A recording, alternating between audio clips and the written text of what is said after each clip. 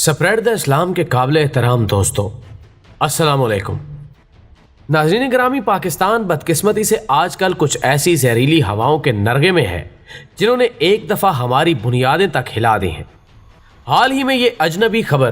Print और electronic media की जीनत बनी कि इस्लामाबाद के इंटरनेशनल एयरपोर्ट पर इसराइली तैयारा उतरा और उसने 10 घंटे बाद दोबारा यहाँ से अपनी उड़ान भरी।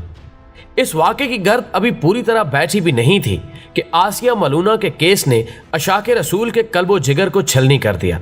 जिसको पाकिस्तान की आला तरीन अदालत से सिर्फ इस वजह से रिहाई का परवाना मिल गया कि मुद्दई इस केस की सही पैरवी न कर सके थे और जजेस हजरात मजबूर थे कि ऐसे हालात में कानून उसके लिए कोई सजा तजवीज़ नहीं कर सकता था। जबकि इन्हीं नामेहरबान मौसमों में मुल्क के जय्यद आलम दीन और अजीम सियासी और समाजी शख्सियत मौलाना समीउल हक की शहादत की खबर भी एक ऐसा सानेहा था जिसने हर दिले मुज़दिर को मजीद चरके लगा दिए।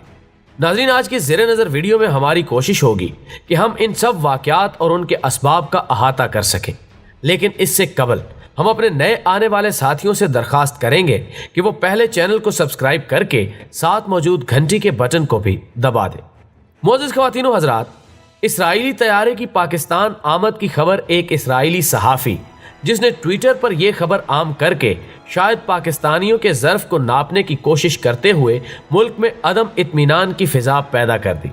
जबकि अभी मुल्क के तूलो अर्ज़ में इस अनहोनी पर तबसरे जारी ही थे कि 31 अक्टूबर को सुप्रीम कोर्ट ऑफ पाकिस्तान की जानिब से आसिया मलूना की रिहाई की खबर ने पाकिस्तानी अवाम के दिलो दिमाग में आग लगा दी।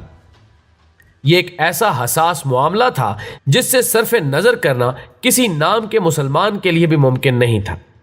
ये खबर पूरे मुल्क में जंगल की आग की तरह फैल गई और देखते ही देखते अशाके मुस्तफ़ा सल्लल्लाहु अलैहि वसल्लम के काफ़िले सड़कों पर निकल आए और कारोबार हयात रुक कर रह गया।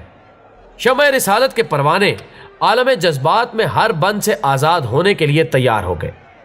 नाज़रीन, यहाँ एक बात और याद रखें कि 31 अक्टूबर को ही गाजी इल्मदीन शहीद को फांसी दी गई थी और इन्हीं 3 जजों में से एक जज वो भी था जिसने गाजी मुमताज़ को तख्ते मक्तल पर लटकाने का फैसला सुनाया था।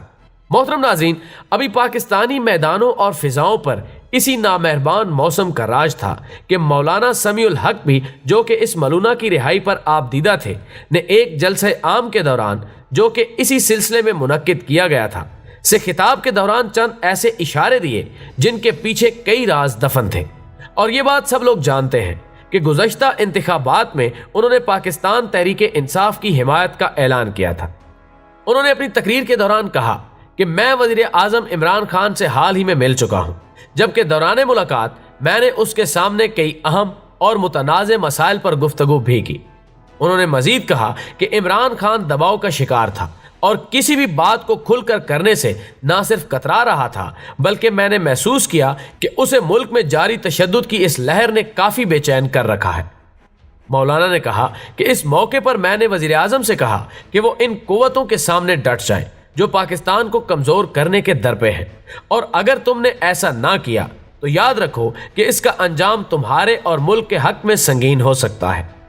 मौलाना का दावा था कि उन्होंने इमरान को खबरदार किया कि अगर उसने इस मौके पर किसी भी कमजोरी का मुजाहरा किया तो अल्लाह ना सिर्फ उससे ये हुकूमत छीन लेगा, बल्कि ये अंजाम उसके लिए किसी इबरत से कम नहीं होगा। ये बदबख्त इंसान था, ये निसार साकिब, इसने बड़ा नाम कमाया था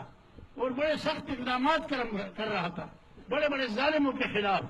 और बड़े बड़े चोरों को पकड़ रहा था, बुज़रा को पकड़ रहा था। तो हमने कहा ये तो अल्लाह ने गोया बड़ा कोई फरिश्ता भेजा है, लेकिन वो फरिश्ता शैतान निकला, वो इब्लीस का बच्चा निकला।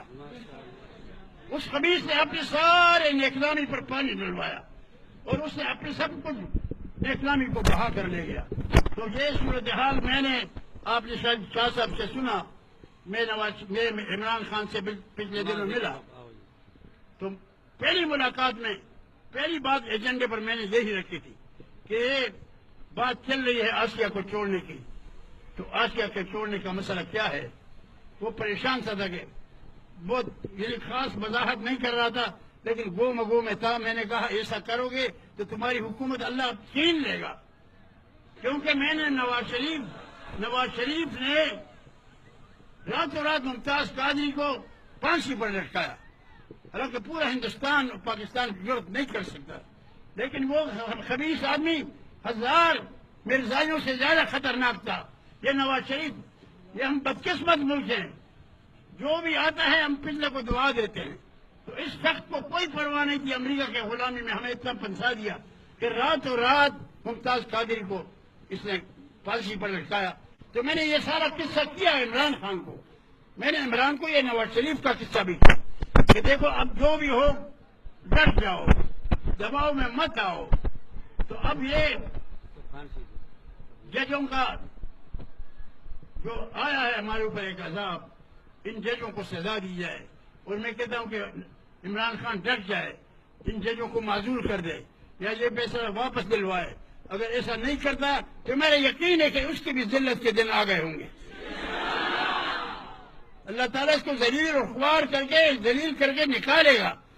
ناظرین، یہ تھی مولانا سمیع الحق کی وہ آخری تقریر جو انہوں نے حرمت رسالت مواب صلی اللہ علیہ وآلہ وسلم کے حق میں کی، اور اس کے بعد 2 نومبر کی سپہر انہیں بے دردی سے شہید کر دیا گیا۔